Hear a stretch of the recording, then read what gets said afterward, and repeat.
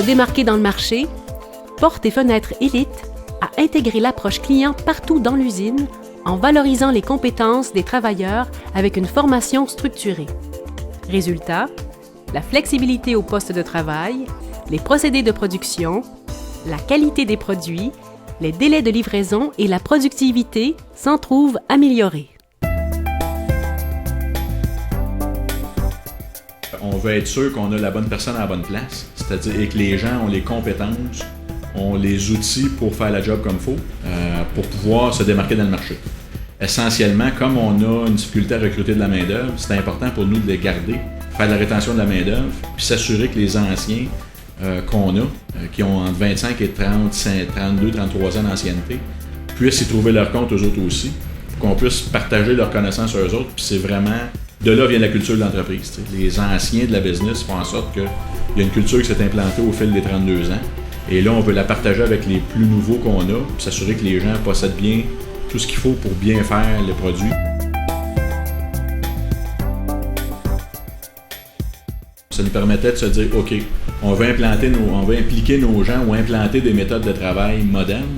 Comment on s'assure que les gens ont le bon background en termes de formation, qu'ils puissent éventuellement bien faire le travail auquel on s'attend, puis qu'ils comprennent qu'il y a une étape avant et une étape après qu'ils doivent posséder. Chacune des compétences, on a arrimé à ça nos propres procédures. C'est-à-dire qu'une compétence pour un employé qui est reconnu par le comité, nous, on avait des procédures à l'interne qui découlaient de ça, donc on a arrimé les deux dans notre tableau de flexibilité. Comme moi, mon poste de travail, c'est au débitage. Fait que les compétences aussi à la guillotine de bois. Fait qu'ils me demandaient des outils de travail que je pouvais faire pour monter les compétences dans le poste de travail.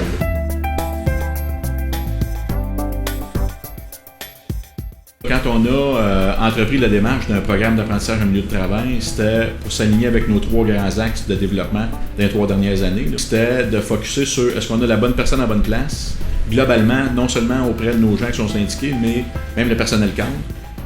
Ensuite, fallait mettre les usines en mode ou des techniques modernes de fabrication. On entend parler de PVA, réaménagement, Kaizen 5S.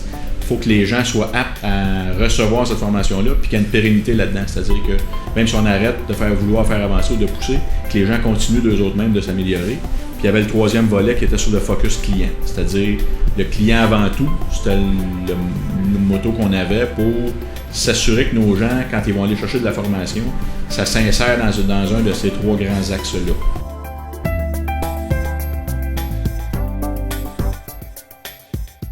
On a des lignes par famille de produits. Et là, on avait un compagnon qui s'assurait que les objectifs sont connus, sont communiqués, les gens comprennent ce qu'il y a à faire. S'il y a des irritants, ils savent à qui poser la question. On a implanté le programme de façon informelle des compagnons. Et ce qu'on va arriver à faire, finalement, c'est formaliser ce processus-là avec une grille de compétences de nos gens pour qu'ils soient pleinement polyvalents.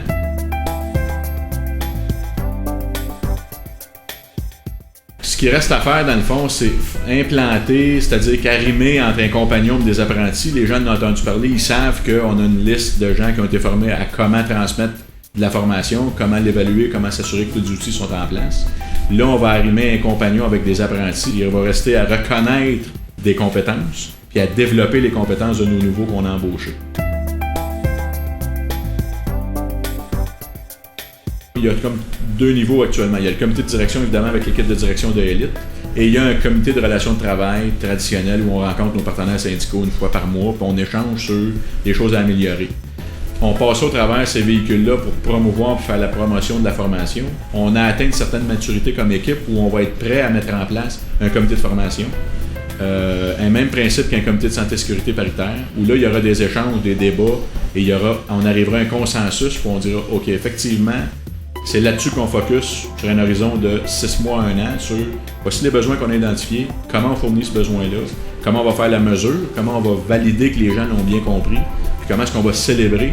Un aspect important, c'est de s'assurer que quand les gens ont appris quelque chose, c'est pas juste de mesurer, savoir, OK, il sait puis il le fait comme il faut, mais il va falloir commencer à célébrer les bons coups qu'on fait. Ce qu'on n'est pas tout le temps bon à faire, dans le fond, dans les équipes de direction. Puis le comité de formation va se servir à ça.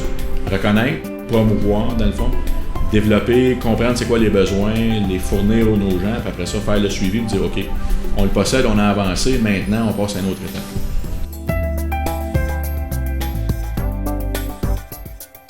Donc, on a voulu que tout le monde upgrade puis avance dans le processus, autant que faire se peut, là, mais on a donné la chance à tout le monde de prendre la place qu'il voulait prendre.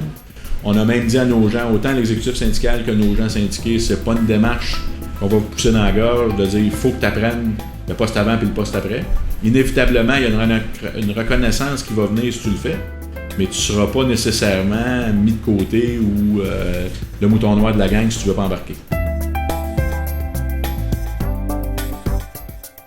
Notre plus grand actif, dans le fond, souvent c'est dit ailleurs, là, mais ici c'est les ressources humaines. De l'équipement, n'importe quelle fenêtre, tu peux en acheter sur le marché à tous les jours, puis sans que tu puisses te démarquer. C'est les gens qui utilisent ces outils-là comme il faut, puis qui ont la notion du client en tête, puis de bien faire la job, qui vont te permettre de te démarquer dans le marché.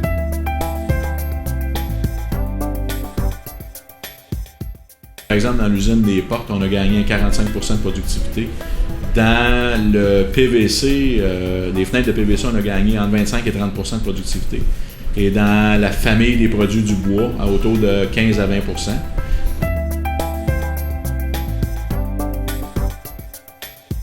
Nos délais de livraison étaient réduits dans certains cas de 40%. Pratiquement pas de backorder dû à ce qu'on s'est passé chez Elite. Et un système qualité qui est implanté, qui évolue bien, avec nos gens de plancher pour rencontrer les normes ajustables.